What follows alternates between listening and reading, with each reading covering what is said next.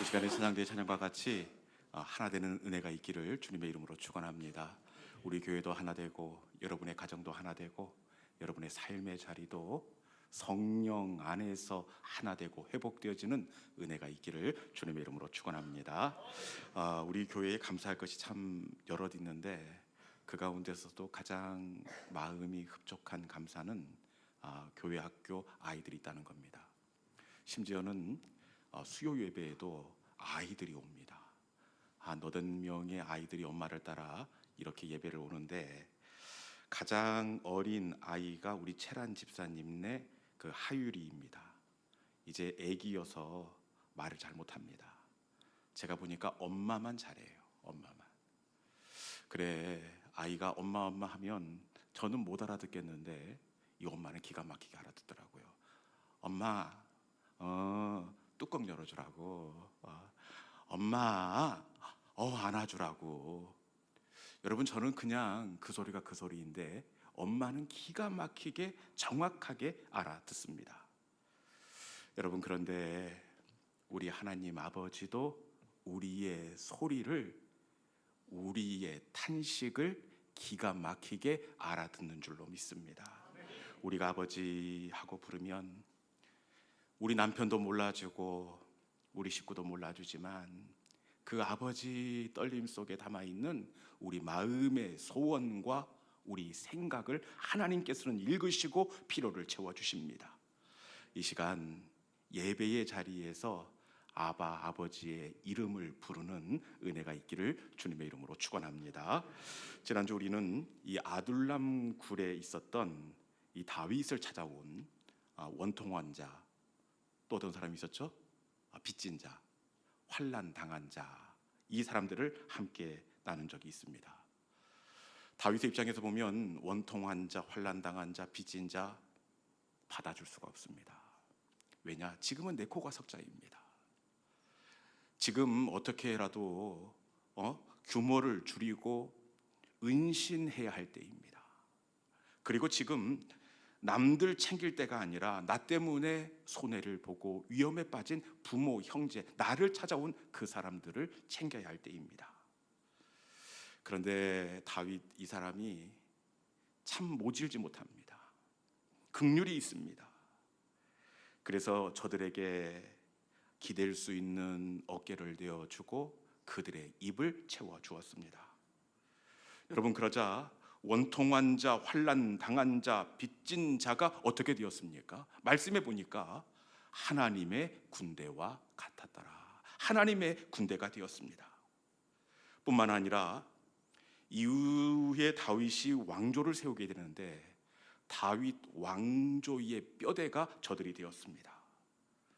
다윗이 베들레헴 성문 곁에 있는 우물물 그 이야기만 했을 뿐인데 적진을 뚫고 들어가서 그 시원한 우물물을 길어올 만큼 다윗의 충신이 되었습니다. 여러분, 사람을 귀하게 여기고 내게 온 사람을 선대할 수 있기를 주님의 이름으로 축원합니다. 왜냐? 우리 하나님은 항상 우리에게 좋은 선물을 보내시는데 이 사람 속에, 상자 속에 하나님의 열쇠를 보내시기도 하고 그리고 그 사람의 좋은 자리도 담아 보내시기도 합니다. 여러분, 왕의 제수의 감옥에 들어온 술 맡은 관원장 속에 요셉의 옥문을 열 수 있는 열쇠가 들은 줄 누가 알았습니까? 모압 여인 룻 속에 보아스의 금쪽 같은 새끼가 들어있을 줄 누가 알았습니까? 여러분, 선대는 하나님의 선물을 받는 손이 되는 줄로 믿습니다. 사람을 귀하게 여기고 그리고 우리 교회도 사람을 선대하는 따뜻한 교회가 될 수 있기를 주님의 이름으로 축원합니다.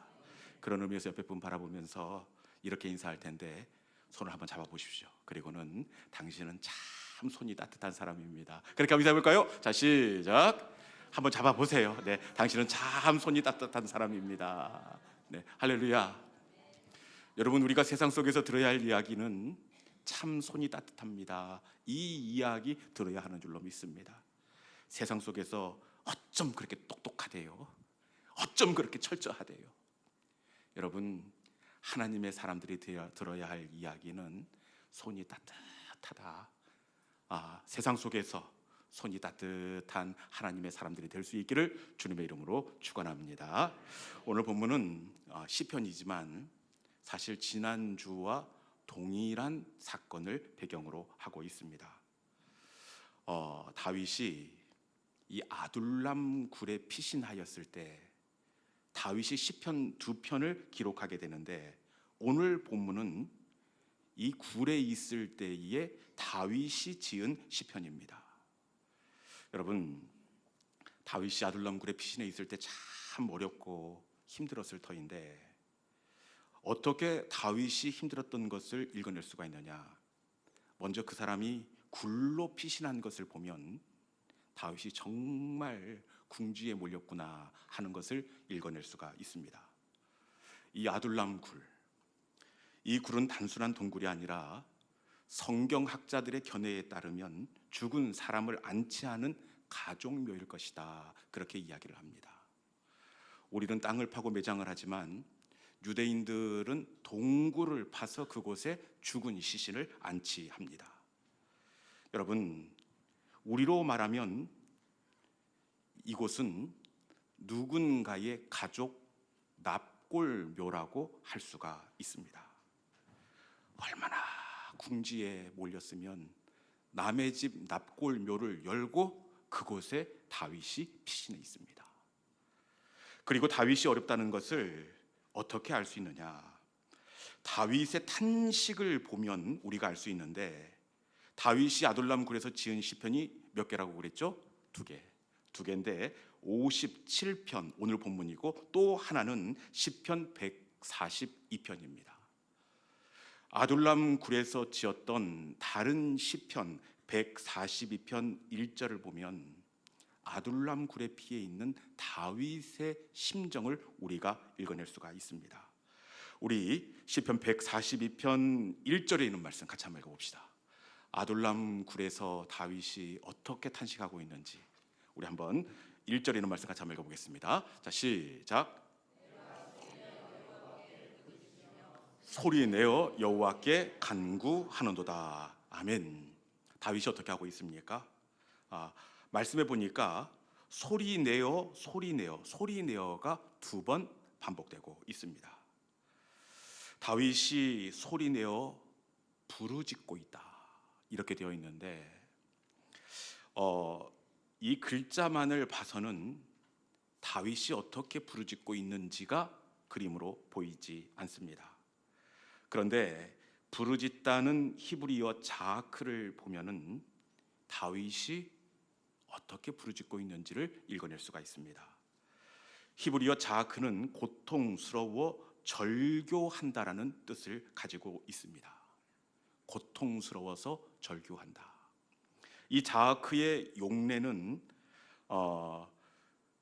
어떨 때 쓰이느냐?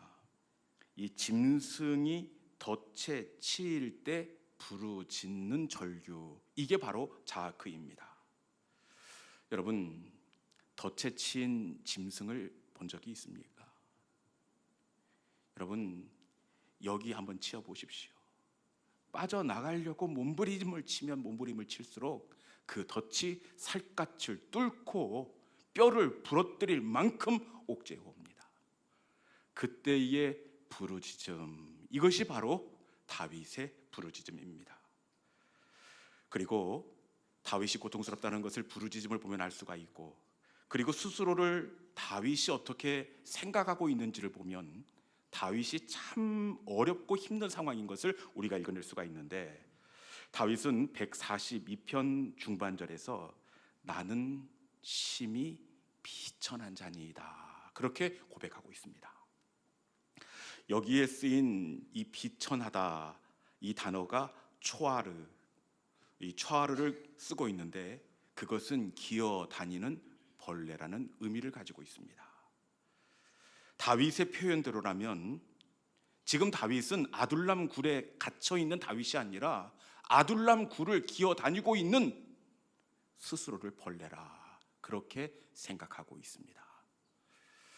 아둘람 굴에서 덫에 치인 짐승처럼 어쩔 줄을 몰라 부르짖고 있는 다윗입니다.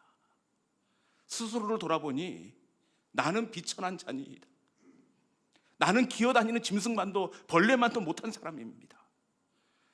그렇게 저 나라까지 떨어져 있는 다윗을 우리가 읽어낼 수가 있습니다. 그렇기에 당연히 다윗의 시편은 누가 봐도 원망과 불평으로 마침표를 찍어야 할 것 같습니다. 그렇지 않습니까? 그런데 다윗의 시편은 이 중반을 넘어서면서부터 완전히 반전이 일어납니다. 그리고 오히려 마지막 마침표는 찬송과 소망으로 결론을 맺고 있습니다.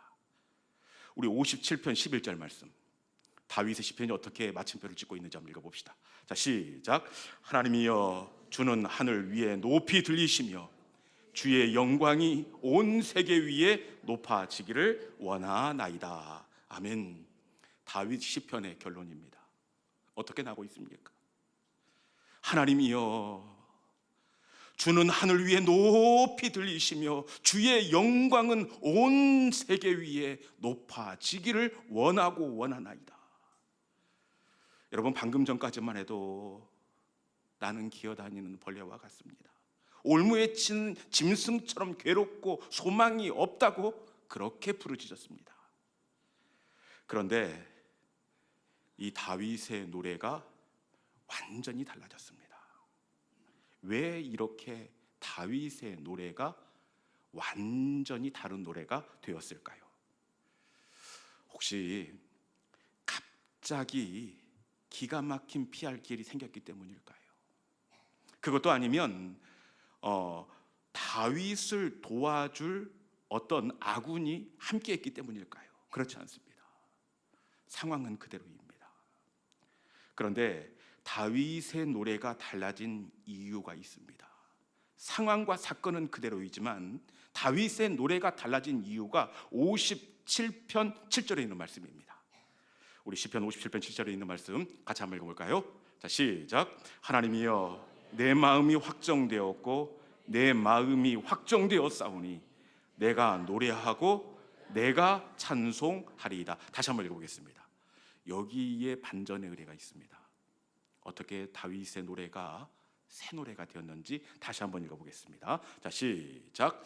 하나님이여, 내 마음이 확정되었고 내 마음이 확정되었사오니 내가 노래하고 내가 찬송하리이다. 아멘. 어떻게 다윗의 노래가 달라질 수 있었느냐? 말씀해 보니까 이 반복되어지는 구절이 있습니다. 내 마음이 확정되었고 내 마음이 확정되었사오니. 여러분, 다윗의 노래가 달라졌던 것은 바로 다윗이 마음을 정했기 때문입니다. 확정했기 때문입니다. 이 확정이라는 단어를 이 영어 성경에서는 이 픽스를 쓰고 있습니다. 고정하다, 말뚝을 때려 박다. 이게 확정입니다. 다윗의 노래가 달라진 것은 말뚝을 박듯 그 마음을 확정했기 때문입니다. 어떻게 확정했겠습니까? 그 절망의 상황 가운데서 하나님, 더 이상 절망하지 않겠습니다. 그 마음을 확정했습니다. 더 이상 슬퍼하지 않겠습니다. 슬퍼하지 않겠다고 마음을 확정했습니다. 더 이상 나 스스로를 벌레라고 비천한 자라고 여기지 않겠습니다. 그 마음을 확정했습니다. 그리고 대신에 다윗은 하나님, 어떠한 경우에라도 감사하고 어떠한 경우에라도 찬송하기로 확정하겠습니다. 여러분, 다윗의 노래가 새로워질 수 있었던 것은 상황이 바뀐 것이 아니라 더 이상 슬퍼하지 않겠다고 그 마음을 확정했기 때문입니다. 더 이상 슬퍼하지 않고 내가 하나님 감사하겠습니다. 그렇게 마음을 확정하자 여러분, 다윗의 찬양 좀 보십시오. 주의 인자는 커서 하늘에 미치고 주의 진리는 궁창에까지 다 있습니다.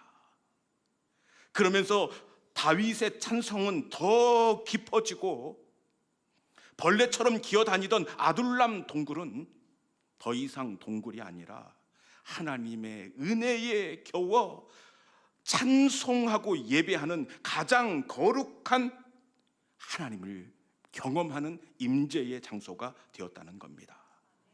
여러분, 이 시간에 슬퍼하지 않기로 확정하고 확정할 수 있기를 축원합니다. 울지 않기로 확정하고, 그럼에도 불구하고 감사하기로 확정하고, 그럼에도 불구하고 찬송하기로 확정하는 확정의 성도들이 될 수 있기를 주님의 이름으로 축원합니다.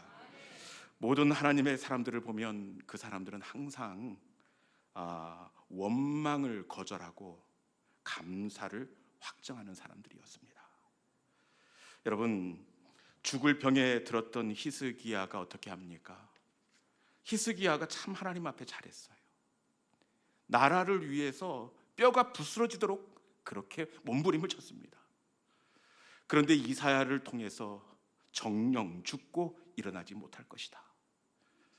여러분, 이러면 누구라도 원망을 선택하고 불평을 선택하고 낙심을 선택해야 합니다. 그런데 히스기야는 절망을 거부하고 기도를 확정하였습니다. 하나님의 사람은 이 눈물의 상황 가운데서 기도를 하기로 확정하는 사람이 되는 줄로 믿습니다. 빌립보 감옥에 갇힌 바울과 실라도 마찬가지 아닙니까? 이런 상황이라면 누구라도 원망을 확정하고 눈물을 확정해야 합니다. 갇힐 만한 일을 전혀 하지 않았습니다. 귀신 들린 여종을 자유케 해주었을 뿐입니다. 그럼에도 채찍에 맞고 착고에 묶이게 되었으니 여러분 어떻게 이 상황 가운데서 감사할 수가 있겠습니까? 그런데 이 상황 가운데서 저들이 어떻게 하느냐? 사도행전 16장 25절이라는 말씀 같이 한번 읽어보겠습니다. 사도행전 16장 25절입니다. 자, 시작. 한밤중에 바울과 실라가 기도하고 하나님을 찬송하며 죄들을 듣더라. 아멘. 저들이 어떻게 하고 있습니까? 기도하고 하나님을 찬송하며. 여러분, 이 원어를 보면 그냥 나와서 찬송하고 기도한 것이 아니라 의지적으로 애를 쓰고 몸부림을 쳐 기도하고 찬송했다, 그렇게 되어 있습니다. 의지적으로 억울해하지 않기를 확정하고 슬퍼하지 않기를 확정할 때에 여러분, 저들의 입술에 감사가 터지고 찬송이 터져 나오게 되었습니다. 여러분, 그러자 묶여있던 착고가 풀리고 굳게 닫힌 빌립보 옥문이 열리게 되었습니다. 확정이 먼저고 그 다음에 찬송입니다. 확정이 있고 찬송이 터지고 그러자 옥문이 터지게 되었습니다. 여러분, 이 시간에 어떠한 상황 가운데서라도 감사하기를 확정하는 믿음의 성도들이 될 수 있기를 주님의 이름으로 축원합니다. 제가 보니까 확정은 기적의 꽃입니다. 확정은 기적의 꽃입니다. 꽃이 먼저 있고 그리고 그 다음에 열매가 찾아옵니다.